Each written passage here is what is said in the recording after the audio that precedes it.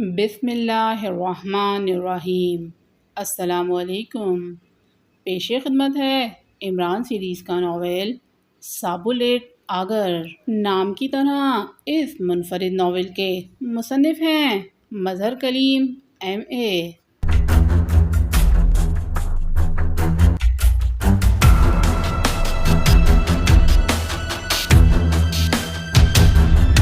Black zero آج کل بہت مصروف تھا کیونکہ عمران آج کل دارالحکومت سے باہر تھا اور دارالحکومت میں افراتفری مچی ہوئی تھی۔ وزارت خارجہ کی ایک اہم ترین فائل چوری ہو گئی تھی اور مجرموں کا ابھی تک کوئی پتہ نہیں تھا۔ اعلیٰ سرکاری حلقوں میں کھلبلی مچی ہوئی تھی۔ سر سلطان اور سر رحمان سے لے کر پریزیڈنٹ تک بے چین تھے۔ تمام محکموں کی امیدیں ایکس 2 پر لگی ہوئی تھیں۔ ایکس 2 نے وعدہ بھی کیا ہوا تھا کہ عمران ایک ممکنہ سراغ پر کوشش کر رہا تھا جو ہو سکتا ہے کہ غلط بھی ثابت ہو۔ بلیک زیرو نے اپنے ماتحت شہر میں پھیلا دیے تھے۔ تھوڑی دیر بعد ان کی رپورٹس اس تک پہنچ رہی تھی۔ ابھی تک کوئی قابل ذکر رپورٹ اس تک نہیں آئی تھی جسے وہ بنیاد بنا کر لائن آف ایکشن بناتا۔ اس وقت بھی وہ ٹیلی فون کے پاس بیٹھا انتہائی بے چینی سے صفدر کی کال کا انتظار کر رہا تھا۔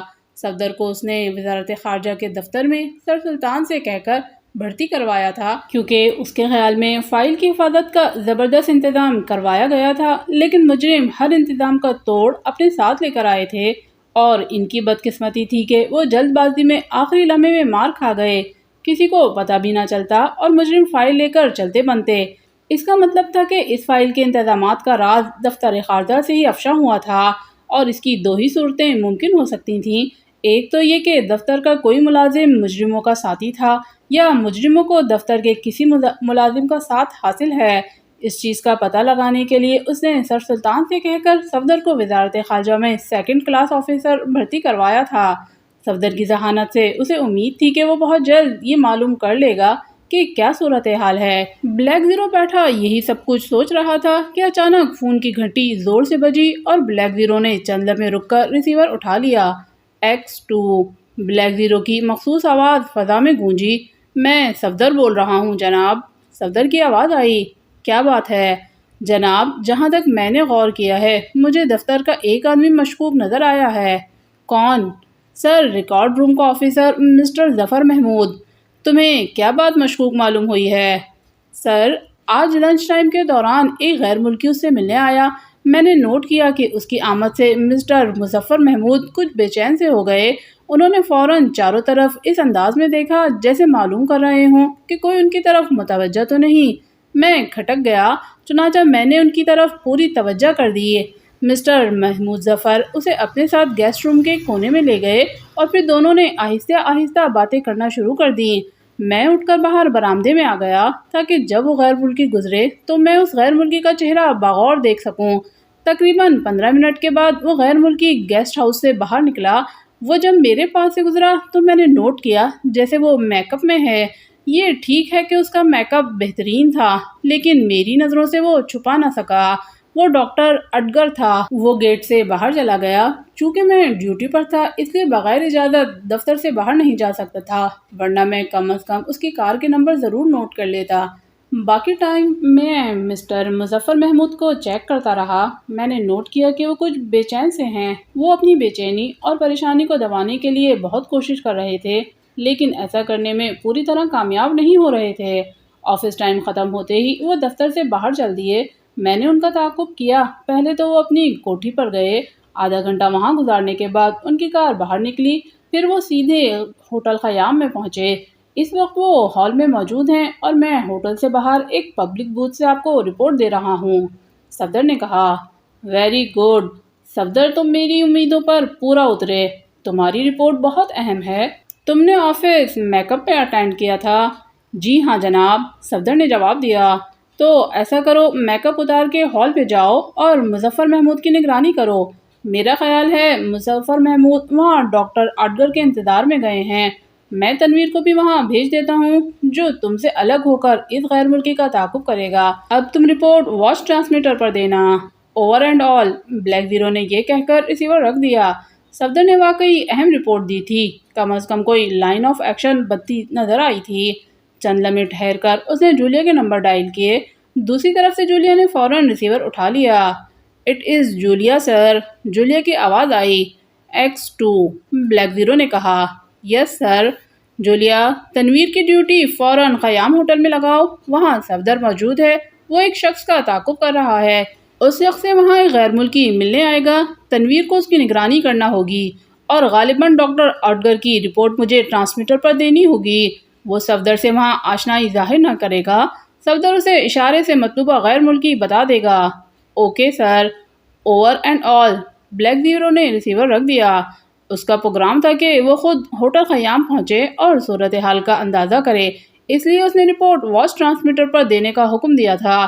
وہ سر پر ہیٹ رکھ کر دانش منزل سے باہر آ گیا۔ تھوڑی دیر بعد اس کی کار ہوٹل خیام کی طرف بھاگنے لگی۔ عمران، کیپٹن شکیل اور جوزف روپا کے ساتھ اٹھ کر کمرے سے باہر آ گئے اور پھر وہ چاروں چلتے ہوئے ایک اور چھوٹے سے کمرے میں داخل ہوئے۔ روپا نے وہاں جا کر ایک کونے میں 3 بار مخصوص انداز سے دیوار کھٹکھٹائی تو کمرے کا فرش ایک کونے سے ہٹ گیا۔ عمران نے آنکھیں جھپکائیں، اسے خفیہ میکنزم کا یہ طریقہ پسند آیا تھا۔ آؤ میرے ساتھ، روپا نے نیچے بنی ہوئی سیڑھیوں پر قدم رکھتے ہوئے کہا اور وہ تینوں اس کے پیچھے چل پڑے۔ 10-12 سیڑھیاں گزرنے کے بعد وہ ایک کمرے میں پہنچ گئے۔ وہاں ایک بہت بڑی سی میز پڑی ہوئی تھی اور اس کے گرد کافی کرسیاں رکھی تھیں۔ یہ کوئی میٹنگ ہال نما کمرہ تھا۔ وہ چاروں کرسیوں پر بیٹھ گئے۔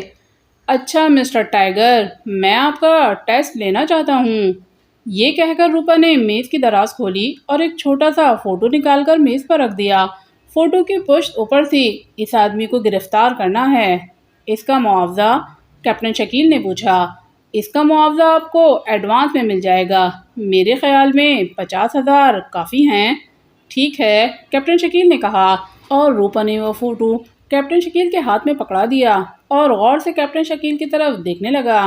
کیپٹن شکیل نے وہ فوٹو دیکھا۔ وہ فوٹو عمران کا تھا، لیکن فوٹو دیکھ کر اس کے چہرے پر کوئی تاثر پیدا نہیں ہوا۔ اس نے لاپرواہی سے فوٹو عمران کی طرف بڑھا دیا۔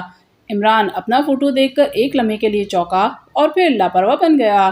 جوزف نے بھی ایک جھلک عمران کے فوٹو کی دیکھ لی تھی، لیکن وہ چپ بیٹھا رہا۔ آپ اس شخص کو جانتے ہیں؟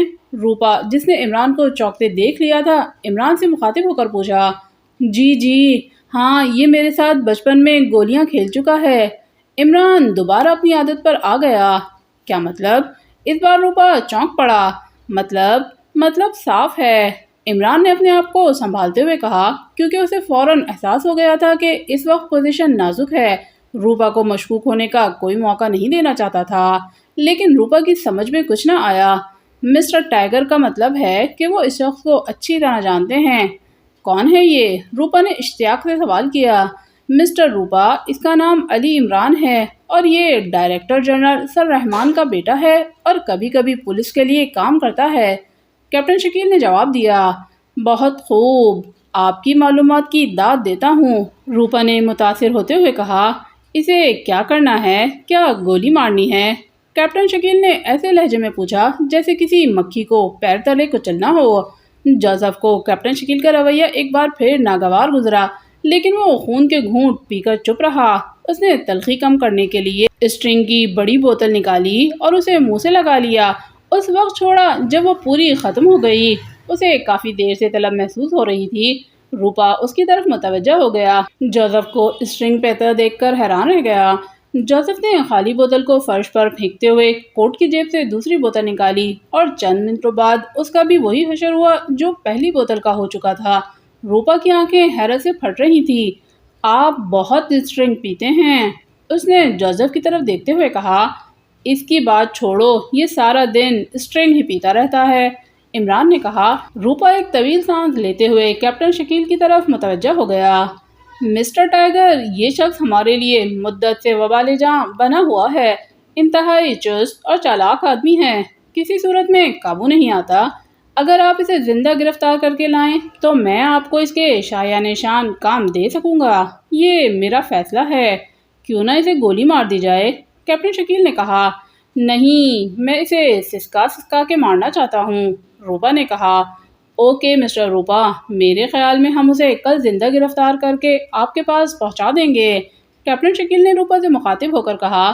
اس کام کو آسان نہیں سمجھیے، روپا نے کیپٹن شکیل سے کہا۔ آپ میری توہین کر رہے ہیں، یہ کیا چیز ہے؟ آپ کہیں تو میں معقول معاوضے پر صدر کو بھی گرفتار کر کے لا سکتا ہوں۔ کیپٹن شکیل نے نخوست بڑے لہجے میں کہا۔ اوکے، مجھے خوشی ہوگی، روپا نے کہا اور پھر دروازہ کھول کر نوٹوں کی گڈیاں نکال کر کیپٹن شکیل کے حوالے کر دیں۔ کیپٹن شکیل نے لاپرواہی سے نوٹوں کی گڈیاں اٹھا کر اوور کوٹ کی جیب میں ڈال لیں۔ آپ کے لیے کچھ منگواؤں؟ روپا نے پوچھا۔ نہیں، آپ ہمیں اجازت دیں، ہمیں ابھی اسے تلاش بھی کرنا ہے۔ Okay, as you wish, good luck friends, Rupa نے اٹھتے ہوئے کہا، اور وہ چاروں اٹھ کھڑے ہوئے۔ تہہ خانے سے باہر نکل کر وہ اس کمرے میں آئے اور ایک راہداری سے گزرتے ہوئے کیفے کے مین گیٹ سے باہر آ گئے۔ فیاض نے کار دفتر کے آگے روکی اور خود تیز تیز قدم اٹھاتا سر رحمان کے دفتر کی طرف چل دیا۔ سر رحمان اس کے انتظار میں تھے۔ جیسے ہی چپراسی نے فیاض کی آمد کی اطلاع دی، انہوں نے فوراً اندر بلا لیا۔ فیاض نے محسوس کیا کہ سر رحمان کا موڈ بری طرح سے آف ہے۔ انہوں نے فیاض کو بیٹھنے کا اشارہ کیا۔ فیاض کرسی پر بیٹھ گیا۔ سر رحمان زیر مطالعہ فائل بند کر کے میز کی دراز میں رکھی اور فیاض سے مخاطب ہو کر کہا، یہ کیا حرکت ہے؟ جناب، مجھے شک تھا کہ انہوں نے مجھ پر گولی چلائی تھی۔ تمہارا دماغ خراب ہے؟ بھلا سر رانا جیسے معزز آدمی کو کیا ضرورت تھی کہ وہ تم پر گولیاں چلاتا پھرے؟ فیاض کیا جواب دیتا، خاموش رہا۔ فائرنگ کیس کا کیا بنا؟ میں نے تمہیں 1 ہفتے کا وقفہ دیا تھا، میرے خیال میں آج 1 ہفتہ ہو گیا ہے۔ سر رحمان نے پوچھا۔ سر، میں پوری کوشش کر رہا ہوں، فیاض نے آہستگی سے کہا۔ فیاض، دیکھو تمہاری سستی کی وجہ سے میرا محکمہ بدنام ہو رہا ہے۔ بہت کم کیس ہم نے حل کیے ہیں۔ میں نے تمہیں 1 ہفتے کا ٹائم اس لیے دیا تھا تاکہ تم 1 ہفتے کے اندر یہ کیس حل کر لو، کیونکہ مجھے شک تھا کہ اگر 1 ہفتے کے اندر کیس حل نہ ہوا تو وزیر خارجہ کی سیکرٹ سروس میں چلا جائے گا، اور وہی ہوا۔ لیکن میں نے بڑی مشکل سے 1 ہفتے کی مہلت اور لی ہے۔ اب یہ تم پر منحصر ہے کہ تم اس دوسرے ہفتے میں کیا کرتے ہو۔ یہ سوچ لو کہ اگر 1 ہفتے میں یہ کیس حل نہ ہوا تو میں استعفیٰ دے دوں گا، اور میرے ساتھ تمہیں بھی استعفیٰ دینا پڑے گا۔ یہ میرا فیصلہ ہے، چاہے کچھ کرو، مجھے 1 ہفتے کے اندر اندر مجرم چاہیے۔ بہتر جناب، فیاض نے آہستہ آواز میں کہا، اب تم جا سکتے ہو۔ سر رحمان نے میز سے ایک اور فائل نکالتے ہوئے کہا، اور فیاض سلوٹ کر کے دفتر سے باہر آ گیا۔ اس نے کار کا دروازہ کھولا اور پھر کار کا رخ عمران کے فلیٹ کی طرف کر دیا۔ عمران اپنے فلیٹ میں نہیں تھا۔ فیاض کا موڈ بری طرح آف تھا۔ اس کی سمجھ میں نہیں آ رہا تھا کہ وہ آج کیا کرے۔ آج کل عمران بھی غیر قادر تھا۔ وہ فیصلہ نہیں کر سکتا تھا کہ کدھر جائے۔ اس کی کار ادھر ادھر مختلف سڑکوں پر چکراتے پھرتی رہی اور وہ کیس کی گتھیاں سلجھانے میں محو تھا۔ اسے معلوم نہیں تھا کہ ایک سبز رنگ کی کار دفتر سے برابر اس کا تعاقب کر رہی ہے۔ اچانک فیاض کی کار کا رخ ساحل سمندر کی طرف ہو گیا۔ شاید وہ ذہنی یکسوئی کے لیے ساحل سمندر پر کچھ تفریح کرنا چاہتا تھا۔ ساحل سمندر کی طرف جانے والی یہ سڑک عموماً سنسان رہتی تھی۔ اچانک فیاض چونک پڑا کیونکہ اسے اپنے پیچھے ہارن کی آواز سنائی دی۔ سبز رنگ کی کار اس کی کار کے بالکل پیچھے تھی۔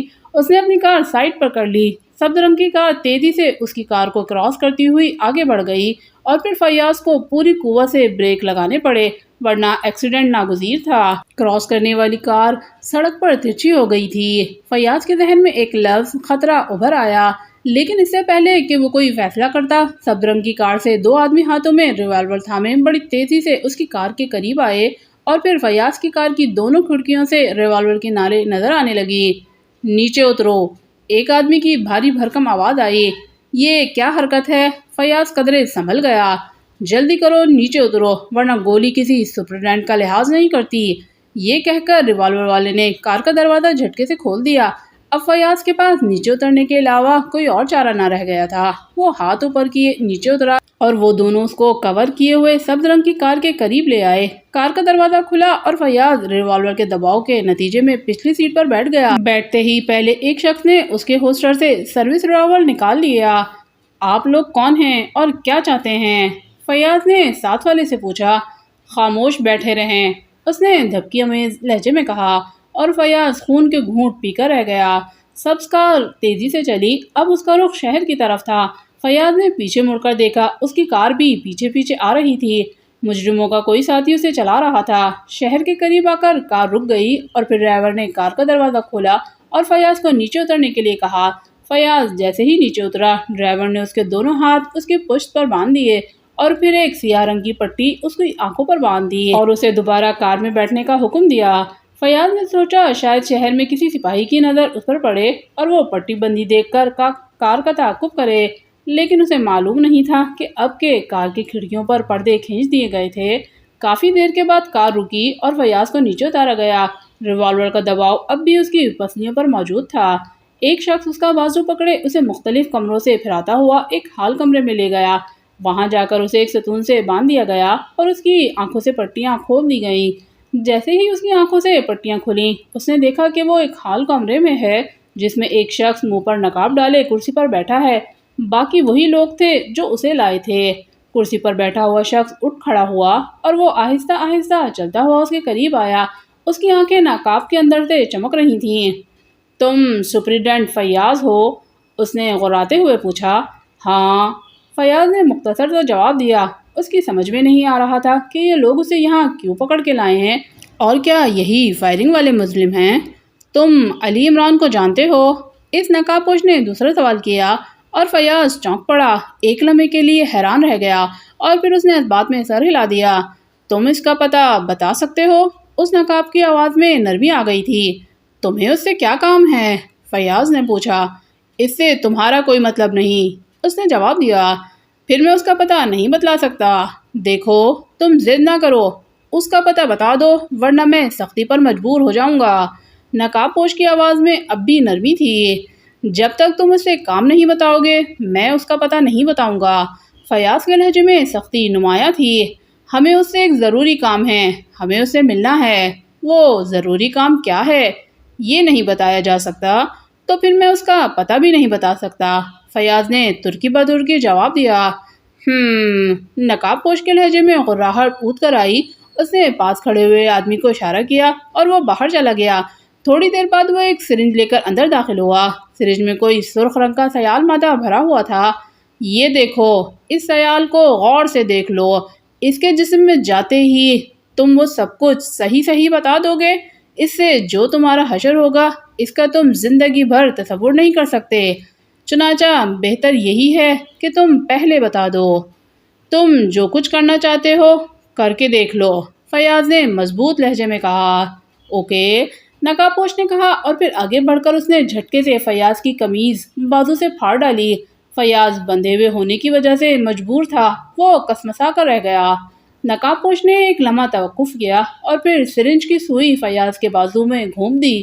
سرخ رنگ کا خیال آہستہ آہستہ اس کے بازو میں جانے لگا۔ فیاض کو یوں محسوس ہوا جیسے اسے نیند آ رہی ہے۔ اس کی پلکیں بوجھل ہونے لگیں، اسے سکون سا محسوس ہونے لگا۔ وہ حیران تھا کہ یہ کیسی صدا ہے۔ نقاب پوش نے سوئی باہر کھینچ لی تھی اور اب بغور فیاض کو دیکھنے لگا۔ ایک سیکنڈ کے بعد فیاض کو یوں محسوس ہوا جیسے اس کے چہرے پر خارش ہو رہی ہے۔ اس نے بے اختیار ہاتھ سے کھجلانا چاہا لیکن اس کے ہاتھ بندھے ہوئے تھے، وہ تلملا کر رہ گیا۔ اب اس کے سارے جسم میں کھجلی ہو رہی تھی۔ فیاض نے ہاتھ کھلوانے کے لیے زور لگانا چاہا لیکن ہاتھ مضبوطی سے بندھے ہوئے تھے۔ خارش بڑھتی جا رہی تھی۔ فیاض سخت تکلیف محسوس کر رہا تھا۔ تکلیف کی شدت سے اس کو پسینے آ گئے اور پھر تکلیف ناقابل برداشت ہو گئی۔ اس کا سارا خون سمٹ کر چہرے پر آ گیا۔ پھر تکلیف کی شدت سے اس کی چیخ نکل گئی۔ سارے بدن میں شدید خارش ہو رہی تھی اور وہ کھجلانے سے مجبور تھا۔ پھر اس کے حلق سے لگاتار چیخیں نکلنے لگیں اور وہ مچھلی کی طرح تڑپنے لگا۔ خارش بڑھتی جائے گی میرے دوست، نقاب پوش نے اطمینان سے کہا اور فیاض کا دل چاہا کہ اس نقاب پوش کی گردن موڑ دے۔ وہ تڑپ رہا تھا، چیخ رہا تھا اور سب لوگ اطمینان سے کھڑے تماشا دیکھ رہے تھے۔ بتاتا ہوں، فیاض کی زبان سے آخر کار یہ جملہ بے اختیار نکل گیا۔ بتاؤ، نقاب پوش نے اطمینان سے کہا۔ پہلے یہ خارش ختم کرو۔ جب تک تم سب کچھ بتلاؤ گے نہیں یہ خارش ختم نہیں ہو سکتی۔ لیکن میں مر رہا ہوں، میری آواز نہیں نکلتی، فیاض نے چیخوں کے درمیان کہا۔ کچھ بھی ہو، جب تک بتاؤ گے نہیں یہ خارش بڑھتی جائے گی، نتیجہ تم اچھی طرح جانتے ہو۔ اور پھر مجبور ہو کر فیاض نے عمران کے فلیٹ کا پتہ بتا دیا۔ یہ تو ہم بھی جانتے ہیں، یہ بتاؤ کہ آج کل وہ کہاں ہے؟ نقاب پوش نے کہا۔ یہ تو میں بھی نہیں جانتا۔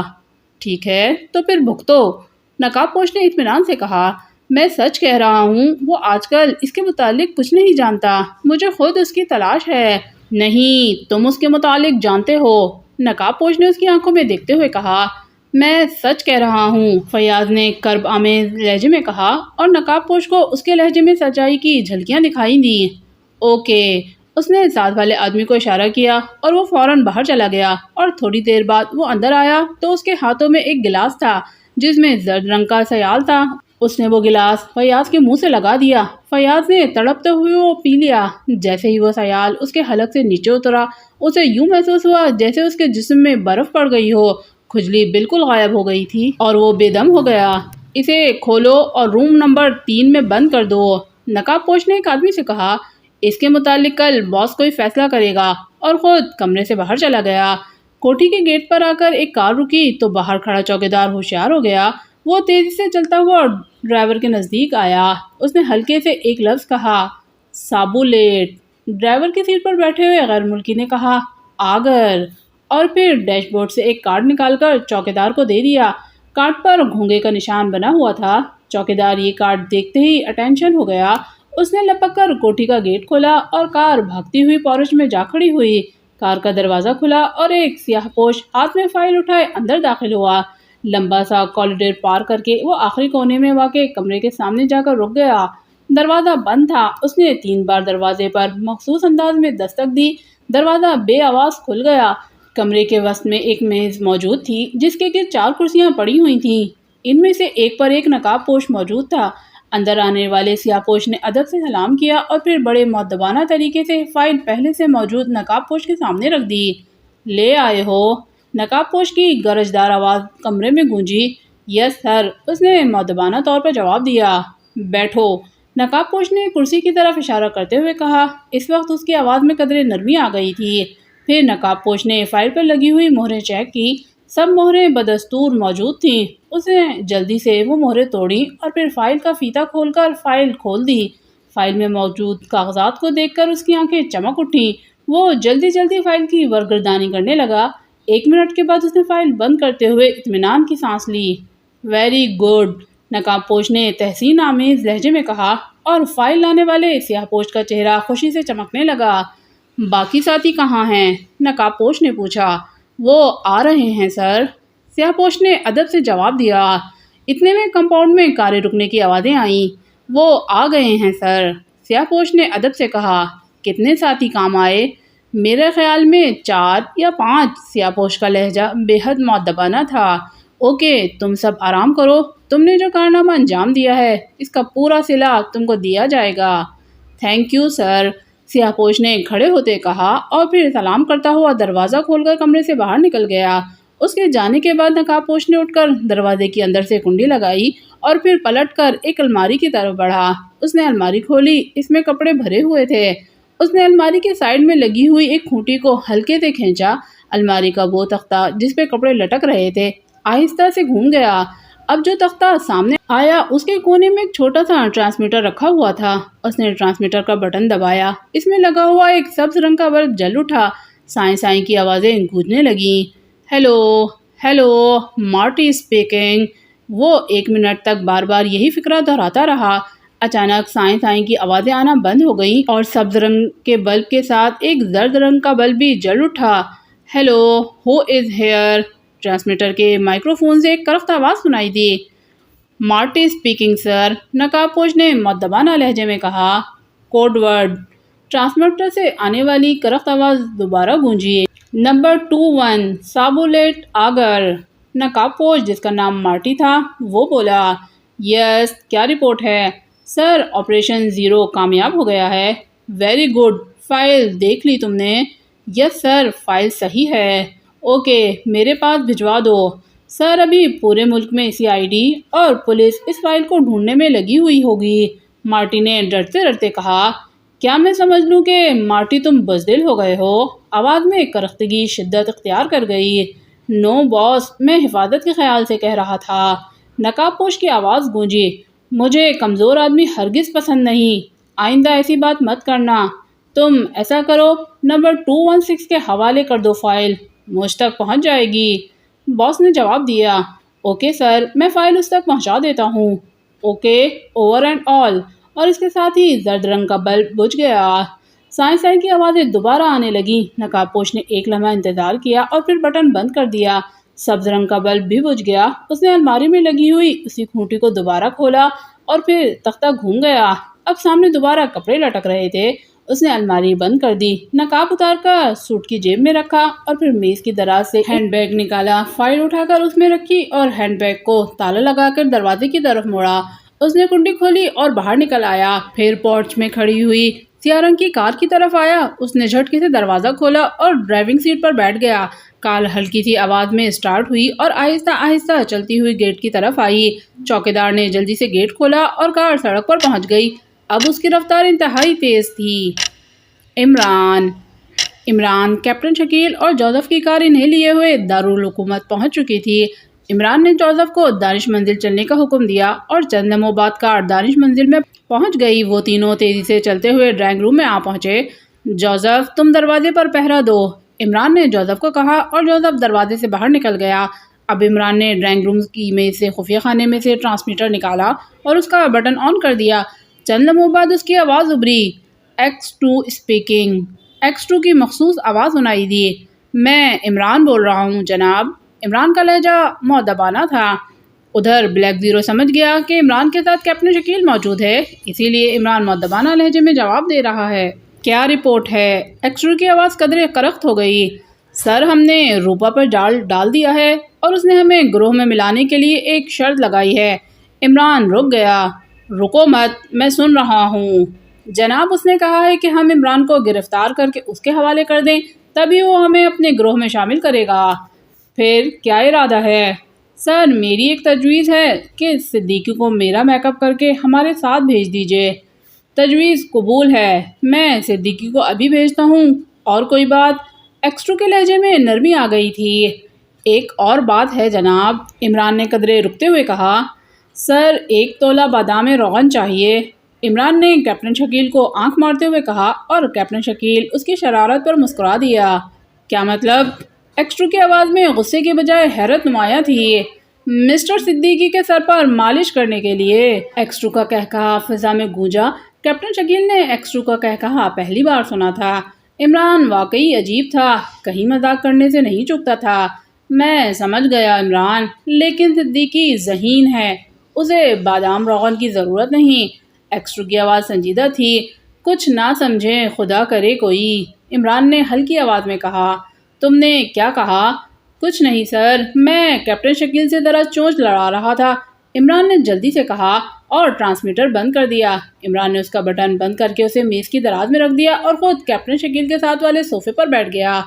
عمران صاحب، آپ کو بھی مان گئے، آپ باس سے بھی مذاق کر لیتے ہیں۔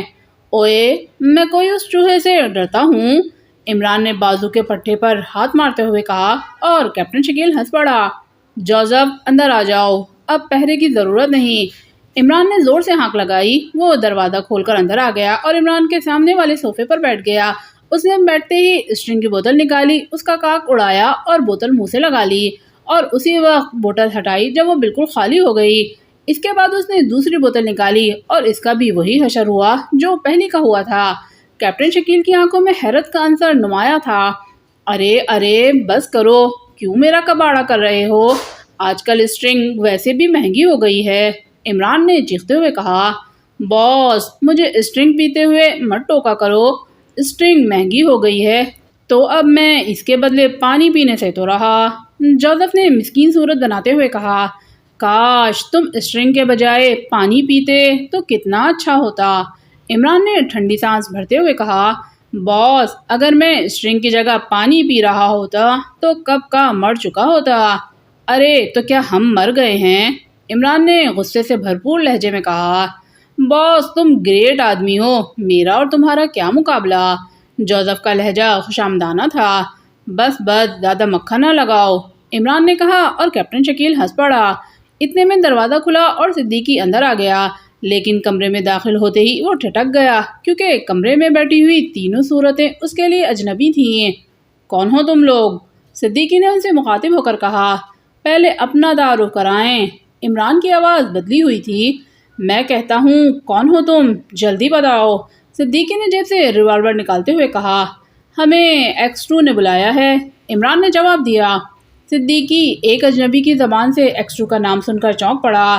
کیپٹن شکیل نے درمیان میں دخل دیتے ہوئے کہا، صدیقی آرام سے بیٹھ جاؤ، میں کیپٹن شکیل ہوں، یہ عمران صاحب ہیں، تمہارے سامنے جوزف بیٹھا ہوا ہے۔ کیپٹن شکیل نے وضاحتی بیان دیتے ہوئے کہا اور صدیقی شرمندہ ہو کر صوفے پر بیٹھ گیا۔ اس نے ریوالور دوبارہ اپنی جیب میں رکھ لیا۔ یار شکیل، 2 منٹ تو خاموش رہتے، صدیقی کو ذرا اور گرم ہو جانے دیتے۔ عمران نے کیپٹن شکیل کو مخاطب ہو کر کہا، عمران صاحب خواہ مخواہ وقت ضائع ہوتا۔ کیپٹن شکیل نے جواب دیا، صدیقی آؤ تمہارا میک اپ کر دوں، تم نے میرا رول کرنا ہے۔ عمران نے صوفے سے اٹھتے ہوئے کہا اور صدیقی سعادت مندی سے اٹھ کھڑا ہوا۔ شاید ایکسٹرو نے اسے اچھی طرح سمجھا دیا تھا۔ عمران نے صدیقی کو کونے والی کرسی پر بٹھایا اور پھر الماری سے میک اپ کا سامان نکال کر اپنا میک اپ اس پر کرنا شروع کر دیا۔ میک اپ پلاسٹک کا تھا، اس لیے صدیقی کے منہ سے ہلکی ہلکی سسکیاں نکل رہی تھیں۔ آدھے گھنٹے کے بعد وہاں صدیقی کے بجائے عمران کھڑا ہوا تھا۔ عمران نے جیب سے چنگم کا پیکٹ نکال کر صدیقی کے حوالے کر دیا اور کہا، اب میری آواز میں کوئی فقرہ بولو۔ عمران صاحب آپ نے کمال کر دیا۔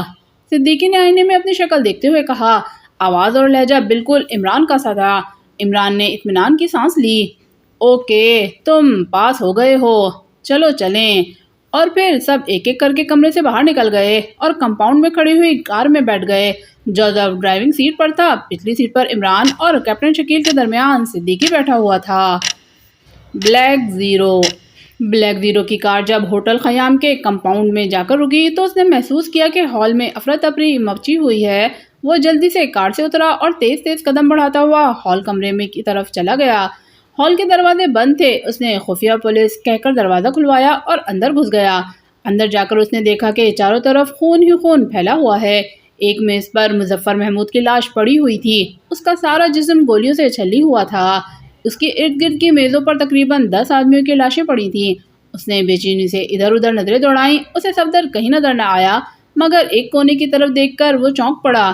اسے تنویر اوندھے منہ فرش پر پڑا نظر آیا، اس کا سارا جسم خون سے تر تھا۔ اتنے میں پولیس دندناتی ہوئی ہال میں داخل ہوئی، ساتھ ہی ایمبولینس بھی آ گئی تھی، کیونکہ ایمبولینس کا عملہ اسٹریچر لے کر اندر آ گیا تھا۔ بلیک زیرو تنویر کی طرف بڑھا، اس نے اس کی نبض دیکھی جو آہستہ آہستہ چل رہی تھی۔ وہ سخت پریشان ہو گیا۔ اس نے محسوس کیا کہ اگر تنویر کو فوری طبی امداد نہ ملی تو اس کی حالت سخت خطرناک بھی ہو سکتی ہے، لیکن وہ اپنے آپ کو بھی ظاہر نہیں کر سکتا تھا۔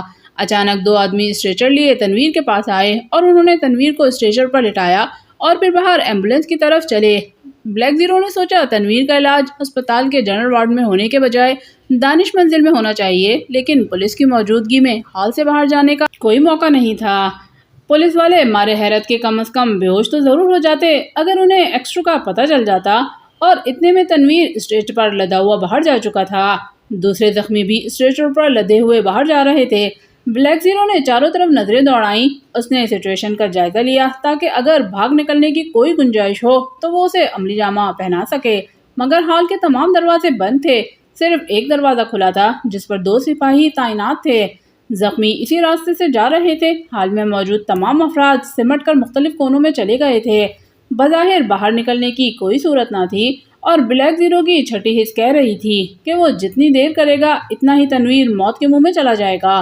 اس کا دماغ معوف ہو گیا، وہ ٹیلی فون بھی نہیں کر سکتا تھا کیونکہ جولیا کو فون پر صرف ایکسٹرو کی آواز اور نام سے ہی کیا جا سکتا ہے، ورنہ بلیک زیرو اور طاہر کو کون جانتا تھا۔ اس نے سوچا کہ اگر اس سچویشن میں عمران ہوتا تو کچھ نہ کچھ حل ضرور نکال لیتا۔ عمران کا خیال ذہن میں آتے ہی ایک بہترین پلان اس کے ذہن میں آ گیا۔ شاید یہ عمران کے نام کی برکت تھی کہ اس کا نام ذہن میں آتے ہی کن سے کن ذہن بھی مستعد ہو جاتا ہے۔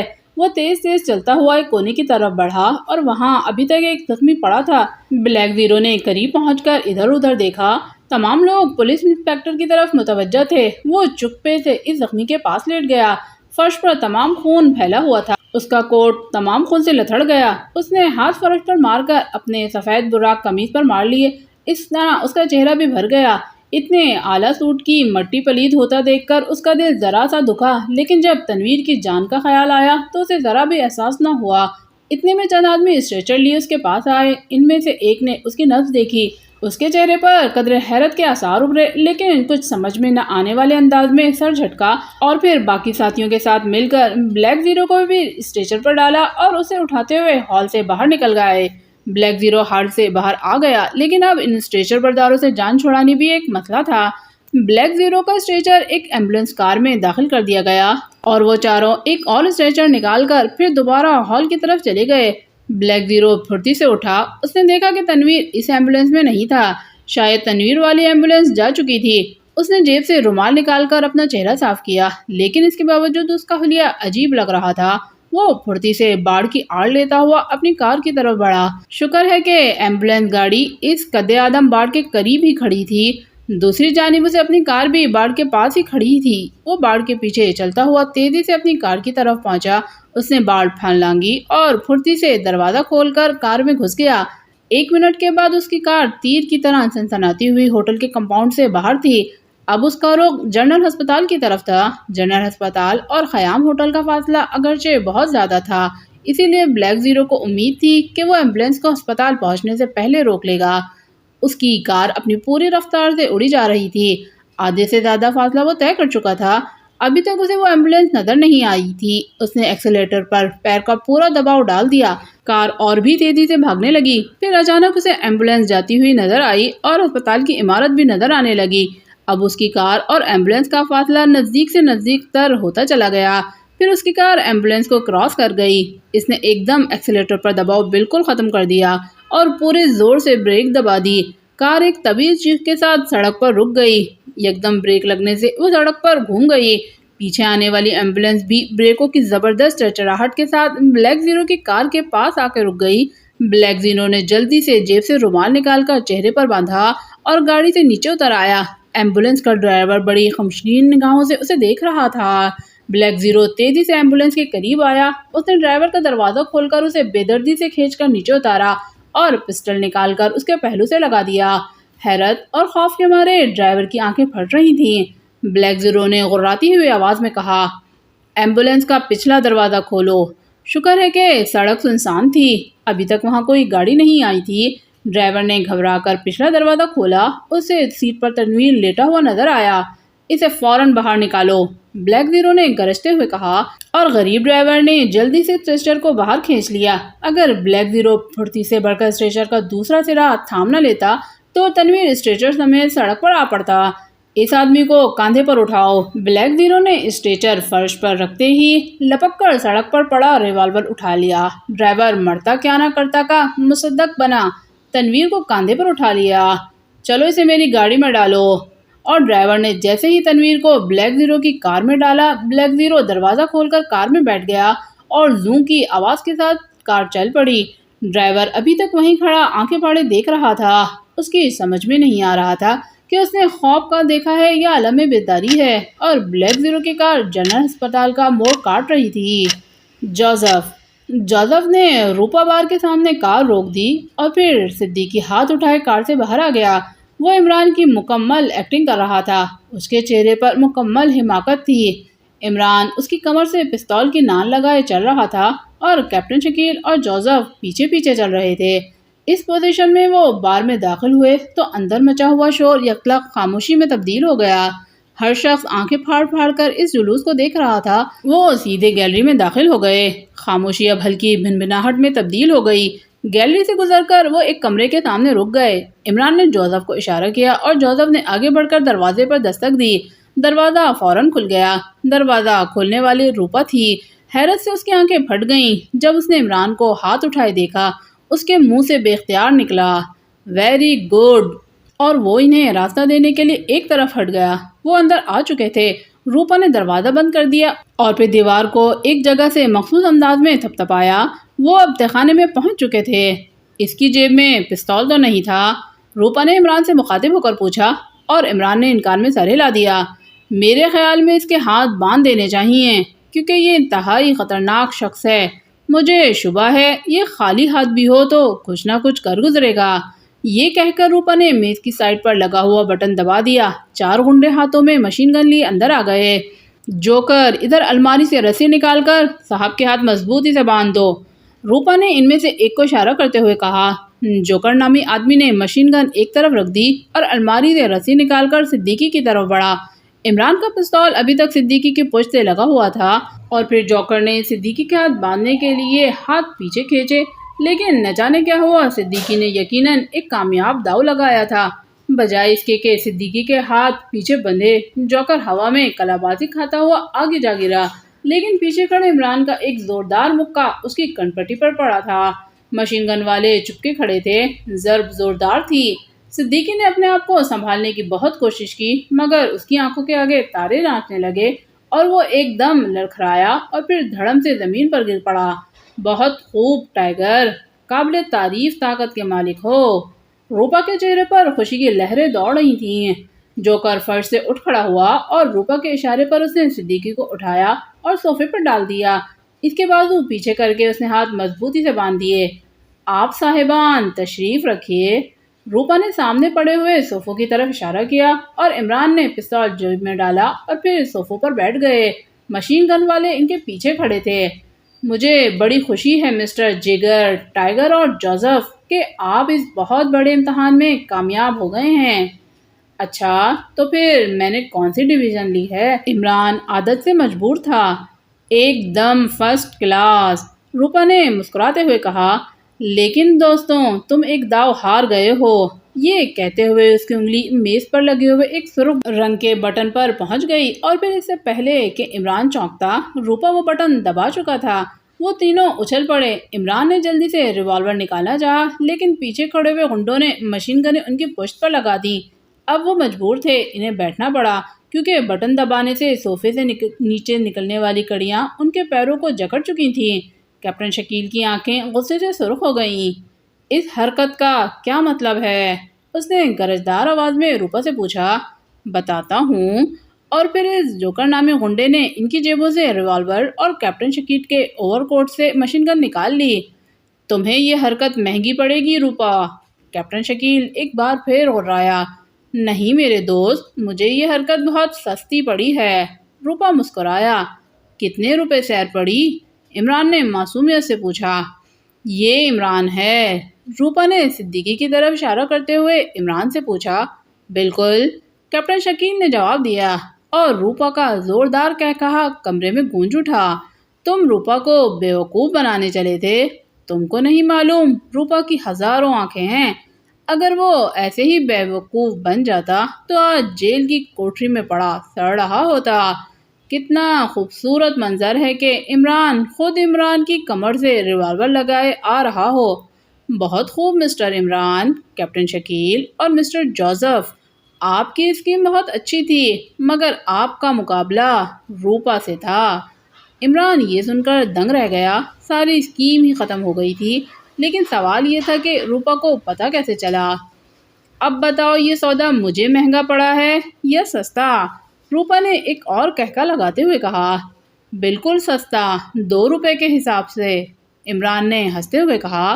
مسٹر عمران، میری مدت سے خواہش تھی کہ کہیں تم میرے ہتھے چڑھ جاؤ تو میں جی بھر کے تم سے انتقام لے سکوں۔ کیوں دوست، میں نے تمہارا کیا بگاڑا ہے؟ یقین کرو میں مرغی چور نہیں ہوں جس کا تمہیں رنج ہے۔ تم کہتے ہو کہ تم نے میرا کیا بگاڑا ہے؟ تم نے میرا خاندان تباہ کر دیا ہے۔ تم نے مجھے ایک ہنستے مسکراتے گھرانے کو تباہی، مفلسی، غربت اور بیماری کے اندھے کنویں میں پھینک دیا۔ تمہیں شاید یاد نہ ہو کہ تم نے آج سے 15 سال قبل ہوٹل رنگ بہار پر فیاض کے ہاتھوں چھاپا ڈلوایا تھا۔ میرا بھائی وہیں بیرا تھا۔ اس کا قصور صرف اتنا تھا کہ وہ بیرا تھا، مالک نہیں تھا، اور وہ اس وقت کین کا پیکٹ لیے ہوٹل کے مختلف گاہکوں کو سپلائی کرنے جا رہا تھا۔ سپرنٹینڈنٹ فیاض نے اسے گرفتار کر لیا۔ چھاپا ڈلوانے کا مقصد کچھ اور ہو سکتا تھا، مگر میرا بھائی تو مفت میں مارا گیا۔ ایک ملازم اپنے گھر والوں کے پیٹ کا دوزخ بھرنے کے لیے مالک کا ہر کام کرنے پہ مجبور ہوتا ہے۔ تم کو کیا معلوم کہ ایک غریب کے جلوم میں کیا مجبوریاں ہوتی ہیں؟ تم نے کبھی غربت کا منہ دیکھا ہے تو تمہیں اندازہ ہو کہ غریب روٹی کمانے کے لیے کیا کیا جتن کرتا ہے۔ تم نے تو صرف اتنا دیکھا ہے کہ کوکین کا پیکٹ اس کے ہاتھ میں تھا، اس لیے وہ قانون کی نظر میں مجرم ہے۔ تم نے اتنا بھی نہ سوچا کہ پیکٹ دینے والا کون ہے۔ کیا وہ قانون کی نظر میں اصل مجرم نہیں؟ تم نے اتنا بھی نہ سوچا کہ پیکٹ دینے والا کون ہے؟ کیا وہ قانون کی نظر میں اصلی مجرم نہیں؟ اس پیکٹ کو خریدنے والے کون ہیں؟ کیا وہ قانون کے مجرم نہیں؟ لیکن تمہارا قانون ثبوت مانگتا ہے، اور ثبوت صرف بیرے کے ہاتھ میں تھا۔ نتیجہ یہ ہوا کہ ہوٹل بھی چلتا رہا، کوکین بھی سپلائی ہوتی رہی، مگر میرا بھائی سلاخوں کے پیچھے پہنچ گیا۔ میں تمہیں بتاؤں کہ اس کے خاندان والوں پر کیا گزری؟ تو سنو، تمہارے اس چھوٹے سے کارنامے نے کیا کیا گل کھلائے۔ تم شاید آج تک اسی ذوم میں ہو کہ تم معاشرے کو اس کے گندے ناصوروں سے پاک کر کے خدمت انجام دے رہے ہو۔ میں تسلیم کرتا ہوں، لیکن مجھے اس کا جواب چاہیے کہ مجرموں اور غنڈوں کے گھر والوں کا کیا جرم ہے جس کی بھیانک سزا انہیں ملتی ہے؟ کیا اس لیے کہ وہ مجرم یا غنڈے کے گھر والے ہیں، کسی آفیسر یا معزز شہری کے نہیں؟ تو کیا تمہارا قانون گوارا کرتا ہے کہ ایک جرم کی سزا سب اٹھائیں؟ میں تمہیں بتاؤں کہ ان پر کیا گزری؟ تمہارے سامنے شاید اتنا شدید پہلو نہ رہا ہو۔ سنو، جب میرے بھائی کو کوکین بیچنے کے جرم میں 7 سال کی قید ہوئی تو اس وقت اس کے گھر میں ایک بیمار بھائی یعنی میں، ایک اندھی ماں اور 2 جوان بہنیں تھیں۔ بھائی کے جانے کے بعد ہمیں فاقے کرنے پڑے۔ آخر کار اندھی ماں نے بھیک مانگنا شروع کر دی۔ میں بستر پر پڑا ایڑیاں رگڑ رہا تھا، لیکن دوائی کے لیے 1 پیسہ بھی نہ تھا، اور بغیر پیسے کے دوائی ملنا اس معاشرے میں ممکن نہیں ہے۔ غریب چاہے مر جائے، لیکن اس کی قانون اور معاشرے میں کوئی وقت نہیں ہوتی۔ ڈاکٹروں کی تجوریاں ضرور بھرتی رہتی ہیں، کیا یہ ڈاکٹر قانون کے مجرم نہیں؟ کیا یہ 4 ٹکوں کی خاطر جیتے جاگتے انسانوں کو قبر میں نہیں دھکیل دیتے؟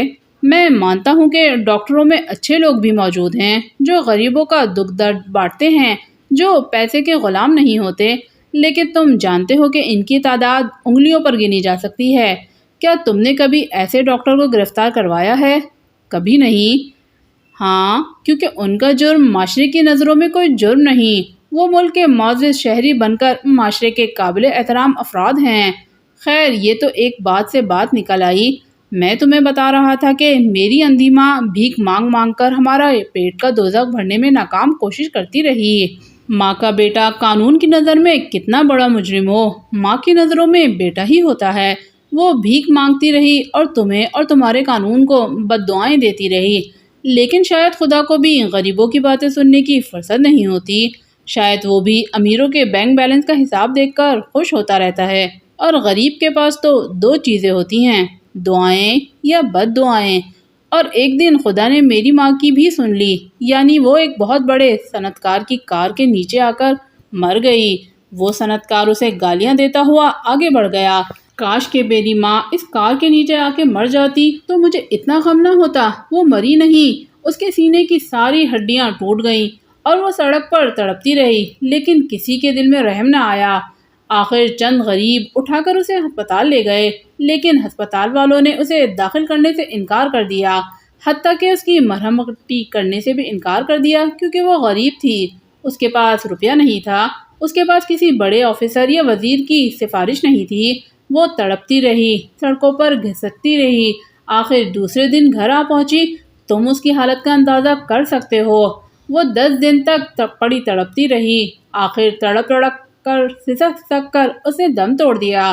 میری جوان بہنیں بھیک مانگنے نکلیں تو وہ ایسی غائب ہوئیں کہ آج تک واپس نہیں آئیں۔ مجھے معلوم ہے کہ وہ کسی امیر کی 4 دیواری میں ہوں گی۔ میں اکیلا رہ گیا، شدید ترین بیماری میں۔ میں سڑکوں پر گھسٹتا پھرا اور پھر غنڈوں کے ہاتھوں چڑھ گیا۔ نتیجہ آج تم دیکھ رہے ہو۔ میرا بھائی وہیں جیل میں سختیاں اٹھاتے اٹھاتے ختم ہو گیا۔ اب مجھے بتاؤ کہ تم نے میرے بھائی کو گرفتار کرا کے معاشرے کی کون سی خدمت کی ہے؟ کیا یہی خدمت کی ہے کہ ایک بڑھیا کو تڑپا تڑپا کر مروا دیا؟ کیا یہی خدمت کی ہے کہ 2 نوجوان لڑکیوں کو ان کی مرضی کے خلاف امیروں کے گھر جانا پڑا؟ کیا یہی خدمت کی ہے کہ ایک شریف نوجوان کو غنڈہ بننے پر مجبور کر دیا؟ پھر تم کہتے ہو کہ تم نے میرا کیا بگاڑا ہے؟ اب تمہیں پتہ چلا کہ تم نے کیا کیا تھا، اور یہ تو صرف ایک آدمی کی کہانی ہے، نہ جانے اس جیسی کتنی کہانیوں نے تمہارے ہاتھوں سے جنم لیا ہوگا۔ اور یہ سب کہہ کے روپا خاموش ہو گیا۔ عمران کے چہرے پر گہری سنجیدگی چھائی ہوئی تھی، کیپٹن شکیل کی آنکھیں بھی گدلائی ہوئی تھیں، اور پھر روپا کے چپ ہونے پر عمران بولا، روپا، آج واقعی تم نے میری آنکھیں کھول دی ہیں۔ تم نے مجھے میرے کارناموں کا ایک اور پہلو بھی دکھایا ہے جو آج تک میری نظروں سے اوجھل رہے۔ تم نے جو کچھ کہا ہے اگر وہ صحیح ہے تو میں تمہارا مجرم ہوں۔ تم میرے ساتھ جو سلوک کرنا چاہو کر سکتے ہو، کوئی اعتراض نہ ہوگا۔ عمران، تمہارے اس اعتراف جرم نے میرے تمام گلے شکوے دور کر دیے ہیں۔ تم ابھی بھی ان ظلموں کا کفارہ ادا کر سکتے ہو، بشرطے تم مجھے بتا دو کہ X2 کون ہے۔ X2 کا نام سن کر عمران چونک پڑا، اس کے چہرے پر چھائی ہوئی جذباتیت بھی یکلخت دور ہو گئی۔ صدیقی جو اب تک ہوش میں آ چکا تھا وہ بھی X2 کے نام پر چونک پڑا، البتہ کیپٹن شکیل اطمینان سے بیٹھا تھا۔ X2 وہ کیا بلا ہوتی ہے؟ اور ہاں، تم نے ہمیں پہچانا کیسے؟ عمران نے پوچھا۔ وہ سوچ رہا تھا کہ روپا نے X2 کا پتہ لگانے کی کس قدر کامیاب نفسیاتی کوشش کی ہے۔ مجھے تم لوگوں پر شک تو پہلے دن ہی پڑ گیا تھا۔ سب سے پہلے شک تو اس وقت پڑا جب تم میرے سامنے زبردست نشانے کے باوجود بچ گئے۔ یہ آرٹ صرف عمران کو ہی آتا ہے۔ دوسرا شخص تمہارے چہرے کو دیکھ کر ہوا، کیونکہ مجھے محسوس ہوا کہ تم میک اپ میں ہو، لیکن میں خاموش ہو گیا۔ میں اگر تم لوگوں کو اس وقت گرفتار کر لیتا تو شاید معاملہ بگڑ جاتا، چنانچہ میں نے تم پر جال پھینکا اور تم اس جال میں پوری طرح سے پھنس گئے۔ میں نے تمہیں تمہاری فوٹو دے کر ڈھونڈنے کے لیے کہا اور تم سیکرٹ سروس کے ایک اور ممبر صدیقی کو اپنا میک اپ کرا کے لے آئے، لیکن شاید تمہیں یہ یقین نہ آئے، یہاں سے جانے کے بعد یہاں واپس آنے تک تمہاری کی ہوئی گفتگو کا ایک ایک لفظ میرے پاس ٹیپ کی صورت میں موجود ہے۔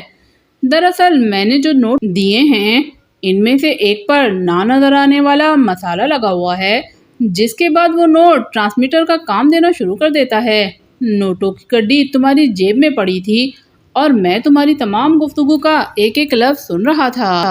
اس طرح مجھے پتہ چل گیا کہ تم لوگوں کی حیثیت کیا ہے۔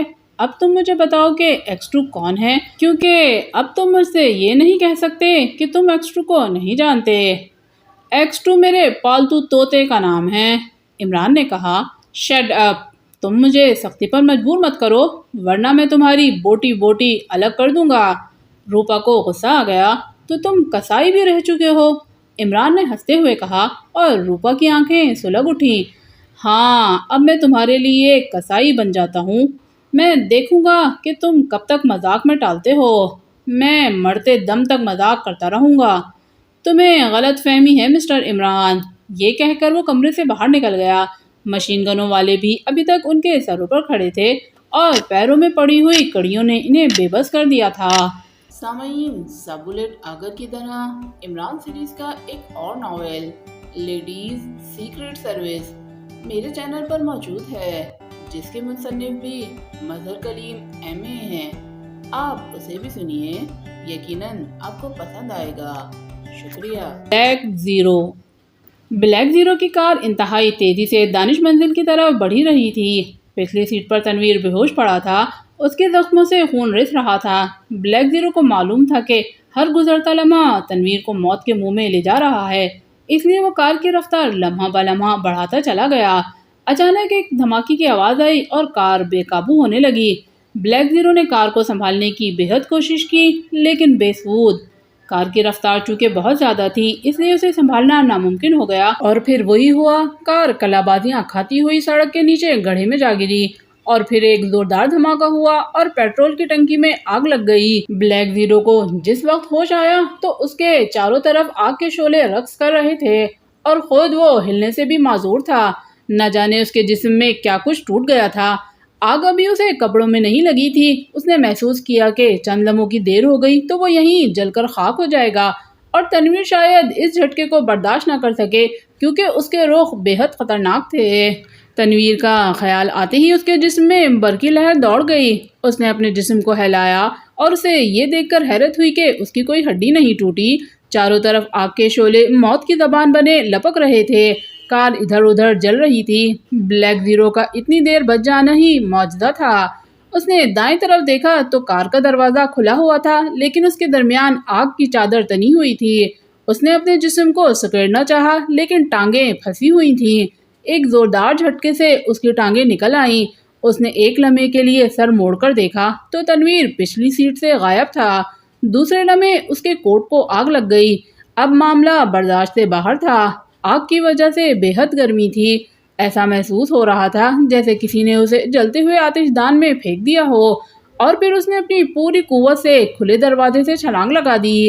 آگ کی دیوار پار کرتے ہی اس کے ہاتھ اور جھلس گئے۔ وہ زمین پر کلابازیاں کھاتا ہوا دور تک چلا گیا۔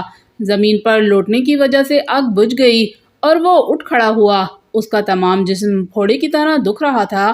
جسم پر کافی زخم آئے تھے۔ سڑک بالکل سنسان پڑی تھی۔ آگ کی وجہ سے چاروں طرف روشنی ہو گئی تھی۔ اچانک اس کی نظر دور پڑے ہوئے تنویر پر پڑی، جو شاید کار کی لڑکنے کے دوران باہر آ گرا تھا۔ وہ تیزی سے تنویر کی طرف بڑھا۔ تنویر ابھی تک بے ہوش تھا۔ اس نے تنویر کی نبض پر ہاتھ رکھا۔ اس نے مرنے میں چند ہی دیر باقی رہ گئی تھی۔ اگر اسے فوری طور پر امداد نہ دی جاتی تو وہ یقیناً ختم ہو جاتا۔ سڑک بالکل سنسان تھی۔ اس نے تنویر کو کاندھے پر لادھا اور گھڑے سے ہوتا ہوا سڑک پر آ گیا۔ دانش منزل وہاں سے کافی دور تھی۔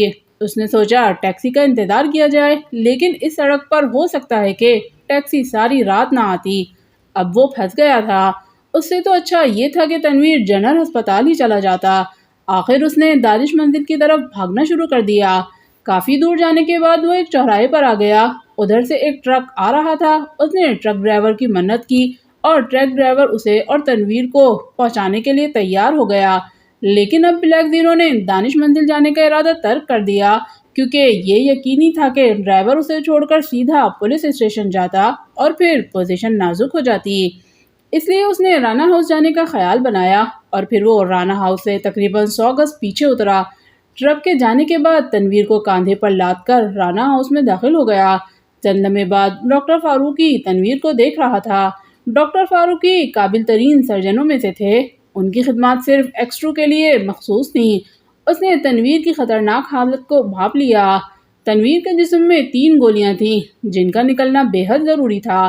اس نے فوراً آپریشن کا فیصلہ کیا اور رانا ہاؤس میں ایک جدید آپریشن تھیٹر موجود تھا۔ یہ عمران کی ہی پیش بندی تھی جو آج تنویر کے کام آ گئی۔ آدھے گھنٹے کے آپریشن کے بعد ڈاکٹر فاروقی نے اطمینان کی سانس لی۔ خطرہ بالکل تو نہیں، مگر کسی حد تک دور ہو چکا تھا۔ ڈاکٹر فاروقی نے تنویر سے فارغ ہو کے بلیک زیرو کی مرہم پٹی کی۔ عمران تقریباً آدھے گھنٹے کے بعد روپا دوبارہ کمرے میں داخل ہو گیا جس میں عمران اور اس کے ساتھی قید تھے۔ وہ اکیلا نہ تھا، اس کے ساتھ ایک نقاب پوش بھی تھا۔ روپا نے عمران کی طرف اشارہ کرتے ہوئے نقاب پوش سے کہا، یہ مسٹر عمران ہیں جن کو گرفتار کرنے کے لیے ہم سب کوششیں کر رہے تھے۔ ویری گڈ، آپ نے انتہائی قابل قدر کارنامہ سر انجام دیا ہے۔ باس عمران سے مل کر ضرور خوش ہوں گے۔ نقاب پوش نے غراتی ہوئی آواز میں کہا، میں نے کہا ہے نا اے محجبین پردہ نشین، کیا تم اپنے دیدار سے مشرف نہیں فرماؤ گے؟ عمران نے ہانک لگائی، شٹ اپ، ادب سے بات کرو۔ روپا یہ سن کر غصے سے پھٹ پڑا، کیوں؟ کیا یہ کسی اسکول کے ماسٹر ہیں؟ عمران نے اسی لہجے میں کہا، لیکن روپا نے عمران اور اس کے ساتھیوں کے پیچھے کھڑے ہوئے غنڈوں کو اشارہ کیا اور یکلخت عمران اور اس کے ساتھیوں پر جیسے پہاڑ ٹوٹ پڑا۔ مشین گنوں کے بٹ کافی زوردار پڑے تھے۔ ایک لمحے کے بعد وہ سب بے ہوش تھے۔ روپا نے آگے بڑھ کر باری باری سب کی آنکھیں کھول کر دیکھا، پھر مطمئن انداز میں طویل سانس لی۔ لیجئے باس، اب یہ بڑے باس تک بآسانی پہنچ جائیں گے۔ گڈ مسٹر روپا، یہ تم نے اچھا کیا۔ یہ جتنی جلدی باس تک پہنچ جائیں یہی اچھا ہے۔ پھر روپا نے ایک آدمی کو اشارہ کیا اور وہ پھرتی سے کمرے سے باہر چلا گیا۔ چند لمحوں بعد وہ کمرے کے اندر داخل ہوا۔ تیار ہے باس، اس نے ادب سے سر جھکا کر کہا۔ اوکے، یہ کہہ کر روپا میز کی طرف بڑھا اور پھر اس نے میز کی نچلی سائڈ میں لگے ہوئے کسی بٹن کو دبایا اور عمران اور اس کے ساتھیوں کے پیروں میں پڑی ہوئی کڑیاں کھل کر دوبارہ صوفوں میں دھس گئیں۔ ان کو اٹھا کر گاڑی میں ڈالو، روپا نے غنڈوں سے کہا، اور پھر باری باری ان سب کو اٹھا کر کمرے سے باہر لے جایا گیا اور دروازے کے پاس کھڑی ایک سیاہ رنگی وین میں بند کر کے ڈال دیا گیا۔ اوکے مسٹر روپا، آپ کا کام ختم ہوا۔ باس یقیناً آپ کو بہت بڑا انعام نوازے گا۔ میں باس کا خادم ہوں، روپا نے انتہائی عاجزی سے سر جھکا کر کہا، اور وہ نقاب پوش وین کے ڈرائیور کے ساتھ بیٹھ گیا اور پھر وین تیزی سے چل پڑی۔ Black zero black zero Imran اور اس کے ساتھیوں کے بارے میں بے حد بے چین تھا۔ ان کی کوئی خبر نہیں تھی۔ ادھر صفدر بھی گم تھا۔ اس کے تمام ساتھی سوائے جولیا کے منظر سے غائب تھے۔ تنویر زخمی پڑا تھا۔ بلیک زیرو کو عمران اور کیپٹن شکیل کی صلاحیتوں پر بے پناہ اعتماد تھا، لیکن اس کے باوجود بھی وہ مضطرب تھا۔ اب تک ان کی طرف سے کوئی کال آ جانی چاہیے تھی۔ ادھر سر رحمان نے فون کر کے یہ بتایا تھا کہ سپر فیاض بھی کل سے گم ہے، اس کا کوئی پتہ نہیں چل رہا۔ بلیک زیرو کی عقل حیران تھی کہ یہ کیا ہو رہا ہے۔ اعلیٰ حکام علیحدہ پریشان تھے، اتنی اہم فائل کا کوئی پتہ نہیں چل رہا تھا۔ بلیک زیرو فائل کی اہمیت سے بخوبی واقف تھا۔ فائل میں دراصل اس منصوبے کی تفصیل تھی جس کے اندر ایک دوست کی مدد سے ہائیڈروجن بم اور فیکٹری تیار ہو رہی تھی۔ وہ دوست ملک اس سلسلے میں منظر عام پر نہیں آنا چاہتا تھا۔ فیکٹری کے حفاظتی انتظامات فائل کی چوری کے بعد سخت ترین کر دیے گئے تھے، لیکن اس فائل میں اس دوست ملک کے وزیر خارجہ کے دستخط تھے۔ اگر وہ معاہدہ آؤٹ ہو جاتا تو بے شمار بین الاقوامی پیچیدگیوں پر جانے کا خطرہ تھا، اس لیے اس فائل کو ہر صورت میں واپس کرنا انتہائی ضروری تھا۔ یہ سوچیں بلیک زیرو کو بے حد پریشان کر رہی تھی۔ ایک ایک لمحہ اہم تھا اور وہ ابھی تک اس سلسلے میں کچھ نہیں کر سکا تھا۔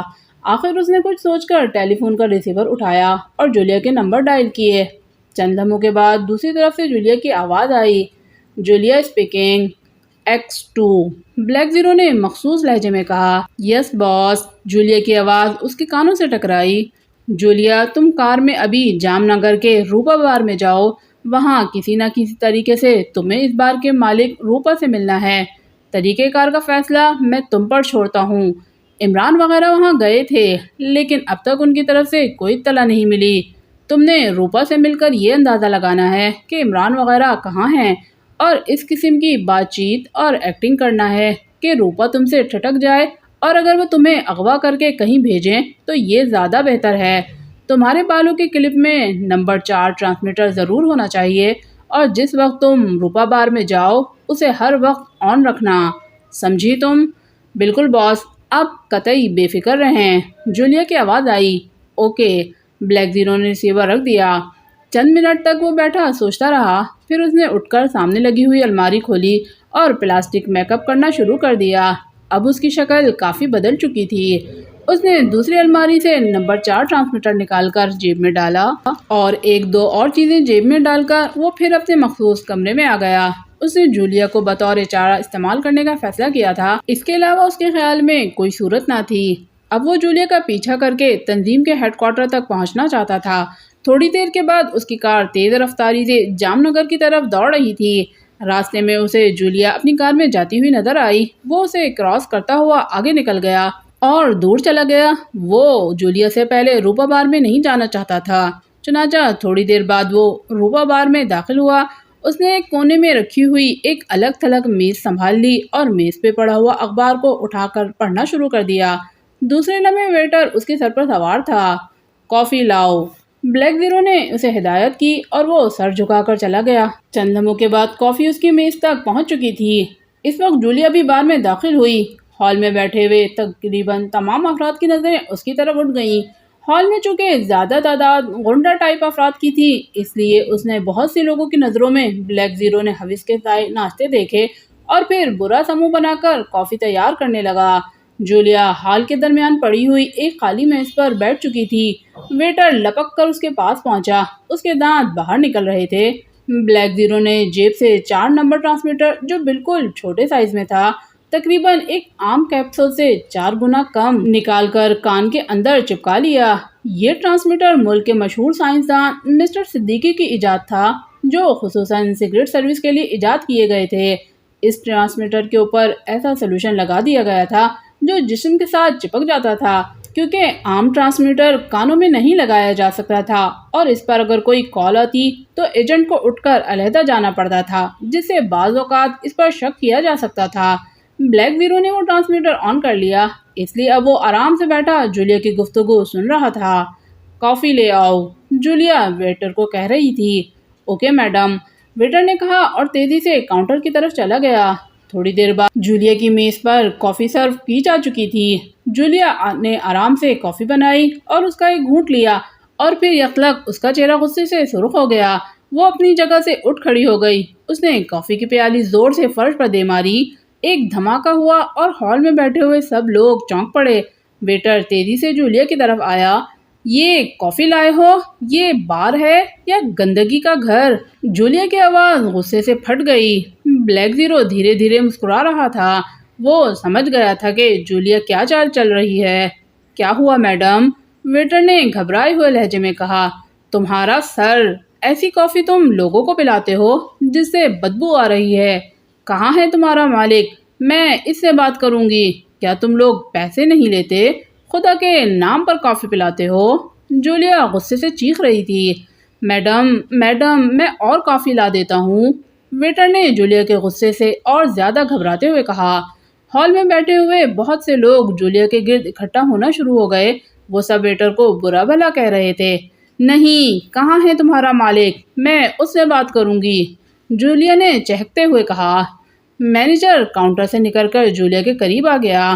مادام، آپ تشریف رکھیں، کافی اور آ جاتی ہے، اس نے اپنے لہجے کو نرم بناتے ہوئے کہا، حالانکہ وہ چہرے سے انتہائی سخت گیر معلوم ہو رہا تھا۔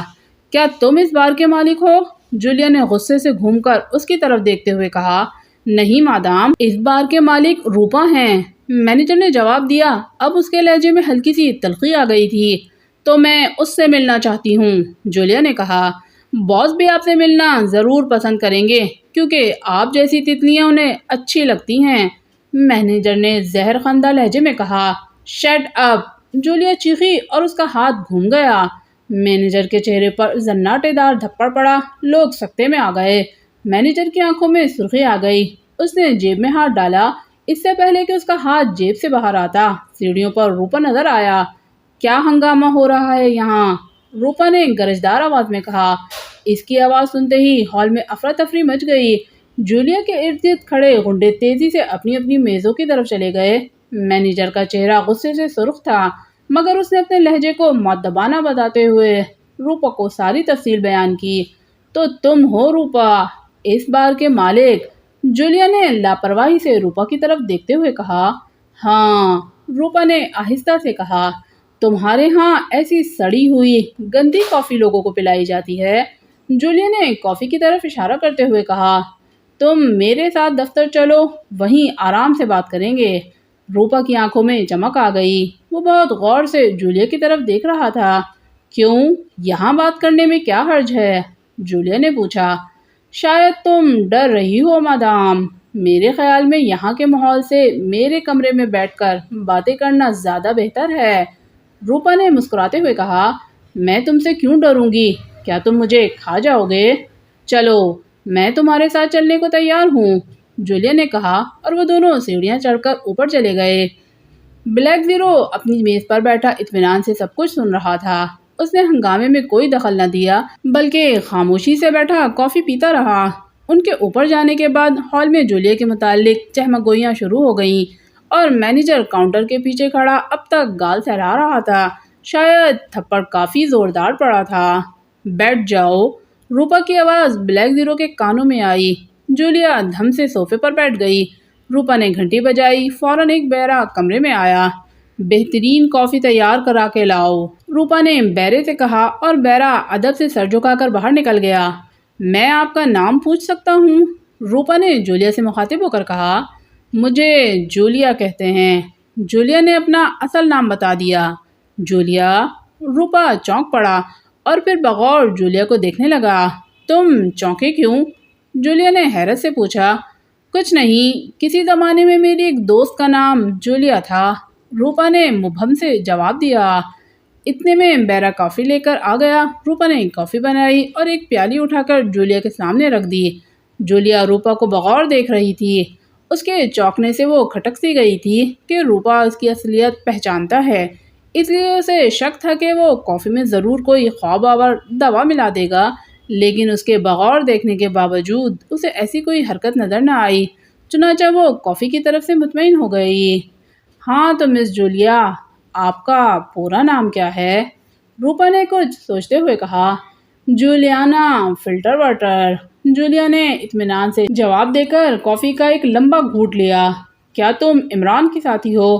اچانک روپا نے پوچھا، اور کافی کی پیالی جولیا کے ہاتھوں سے گرتے گرتے بچی، کیونکہ اس کے گمان میں بھی نہیں تھا کہ روپا عمران کے بارے میں یوں براہ راست سوال کرے گا۔ تم عمران کو کیسے جانتے ہو؟ جولیا نے حواس بجا لاتے ہوئے روپا سے پوچھا۔ عمران اور اس کے ساتھیوں کو میں نے گرفتار کر لیا ہے مس جولیا۔ اور اب روپا کے ہاتھوں میں ریوالور چمکنے لگا۔ مجھے افسوس ہے مس جولیا کہ تم عمران وغیرہ کی ساتھی نکلی، ورنہ پہلے میرا خیال تھا کہ کچھ دن تمہارے ساتھ رہوں گا۔ جولیا چونک کر کھڑی ہو گئی۔ تو کیا تم مجھے گولی مار دو گے؟ جولیا نے خوفزدہ ہونے کی ایکٹنگ کی۔ نہیں، پہلے یہ بتاؤ کہ تم خصوصاً میرے کیفے میں کیوں آئی ہو، اور پھر خاص طور پر جھگڑا کیا۔ میرے خیال میں تم مجھ سے ملنا چاہتی تھیں۔ اس کا مطلب ہے تمہارا کوئی نہ کوئی ساتھی تمہاری نگرانی کر رہا ہوگا۔ ویسے میں اسے بھی چیک کر لوں گا۔ یہ کہہ کر اس نے ایک ہاتھ سے میز پر لگا ہوا ایک بٹن دبایا۔ چند لمحوں کے بعد ایک غنڈہ ہاتھ میں مشین گن لیے کمرے کے اندر آ گیا۔ مس جولیا، اپنا ریوالور نکال کر میز پر رکھ دو، ورنہ میرا یہ ساتھی تمہارا ریوالور تم سے لے لے گا۔ روپا نے اطمینان سے کہا، میرے پاس کوئی ریوالور نہیں ہے۔ کیا تم مجھے اس لیے یہاں لائے تھے؟ دوسرا، عمران سے میری صرف دوستی ہے، میں اس کے کسی جرم میں شریک نہیں ہوں۔ جولیا نے احتجاجاً کہا۔ شٹ اپ، شرافت سے ریوالور میز پر رکھ دو، روپا نے تلخ لہجے میں کہا۔ جولیا ایک لمحے کے لیے ہچکچائی، پھر غنڈے کو اپنی طرف بڑھتا دیکھ کر اس نے ریوالور نکال کر میز پر رکھ دیا۔ شکریہ، روپا نے تیکھے انداز میں کہا۔ اب میں دیکھتا ہوں تمہارا ساتھی کون ہے۔ یہ کہہ کر اس نے میز پر لگے ہوئے بٹن کو دبایا۔ بلیک زیرو یہ سن کر فوراً میز سے اٹھا۔ اس نے بل پہلے پہ ادا کیا اور پھر تیز تیز چلتا ہوا کیفے سے باہر نکل آیا۔ اس نے کار اسٹارٹ کی اور تھوڑی دور واقع ایک اور کیفے میں جا بیٹھا۔ روپا کے بٹن دبانے کے بعد ایک بیرا پھرتی سے کمرے میں داخل ہوا۔ یس سر، مینیجر کو بلاؤ۔ اوکے باس۔ بیرا واپس چلا گیا۔ چند لمحے بعد کاؤنٹر مین، جس کو جولیا نے تھپڑ مارا تھا، اندر داخل ہوا۔ اندر کی سچویشن دیکھ کر وہ ایک لمحے کے لیے ٹھٹکا۔ دیکھو ٹونی، وین کا انتظام کرو، مس صاحبہ کو نمبر 16 لے جانا ہے۔ اوکے باس۔ ٹونی بھرپور نظروں سے جولیا کو دیکھتا ہوا واپس مڑ گیا۔ تم اس کا خیال رکھو، میں اس کے ساتھی کا پتہ کرتا ہوں، روپا نے غنڈے سے کہا اور خود باہر نکل آیا۔ وہ سیڑھیاں اتر کر ہال میں داخل ہوا اور پھر اس نے گہری نظروں سے ہال میں بیٹھے ہوئے افراد کو دیکھنا شروع کر دیا، لیکن اسے وہاں کوئی بھی مشکوک نظر نہ آیا۔ بلیک زیرو وین کا لفظ سن کر کیفے سے باہر نکلا اور ٹہلتے ٹہلتے روپا بار کی پچھلی گلی میں آ گیا۔ اسے معلوم تھا کہ روپا کا ایک دروازہ پچھلی گلی میں ہے، اس لیے اسے امید تھی کہ وین اسی گلی میں کھڑی ہوگی، اور واقعی ایک سیاہ رنگ کی وین وہاں کھڑی تھی۔ وہ محتاط انداز میں چلتا ہوا وین کے قریب آیا۔ وین میں کوئی آدمی نہ تھا، شاید ڈرائیور کو اطلاع کرنے گیا تھا۔ اس نے جلدی سے چھوٹا سا ڈبہ نکالا اور اس کے ساتھ ایک سیلوشن ٹیپ لگا ہوا تھا۔ اس نے پھرتی سے وین کے پچھلے نمبر کے پیچھے اس ڈبے کے ٹیپ کو چپکا دیا اور پھر خود مطمئن انداز میں چلتا ہوا گلی پار کر گیا۔ یہ تعاقب کرنے کا محفوظ ترین انداز تھا اور یہ عمران کی مخصوص ایجاد تھی۔ اس ڈبے میں ایک مخصوص بے رنگ خیال تھا جو کار چلنے کے ساتھ ساتھ دھیرے دھیرے سڑک پر گرتا چلا جاتا۔ اسے ہر شخص نہیں دیکھ سکتا تھا۔ اسے ایک مخصوص قسم کی اینک پہننے پر یہ سڑک سے دور سے ہی چمکتا تھا اور تعاقب کنندہ کو وہ اینک پہن کر بڑے آرام سے اس خیال کو دیکھتا اور تعاقب کرتا رہتا۔ یہ انتظام کر کے بلیک زیرو دوبارہ کیفے میں آ کر بیٹھ گیا۔ اس دوران میں اس نے سنا کہ جولیا کو پسٹول کا دستہ مار کر بے ہوش کر دیا گیا ہے اور روپا اسے وین میں ڈالنے کے احکام دے رہا ہے۔ جولیا کو وین میں لاد دیا گیا اور پھر وین چل پڑی۔ روپا نے ڈرائیور کو تعاقب کا خاص خیال کرنے کی ہدایت دی اور وین آگے بڑھ گئی۔ بلیک زیرو بڑے اطمینان سے کیفے میں بیٹھا مسکرا رہا تھا۔ کافی دیر کے بعد وہ اٹھا، اس نے بل ادا کیا اور کار لے کر وین کے پیچھے چل پڑا۔ اس نے وہ اینک پہن رکھی تھی اور سڑک پر چمکتا ہوا سیال اسے بخوبی نظر آ رہا تھا۔ سامعین، سابولے ٹاگر ناول ابھی جاری ہے، بقیہ ناول آپ دوسرے اور آخری حصے میں سنیے۔ شکریہ۔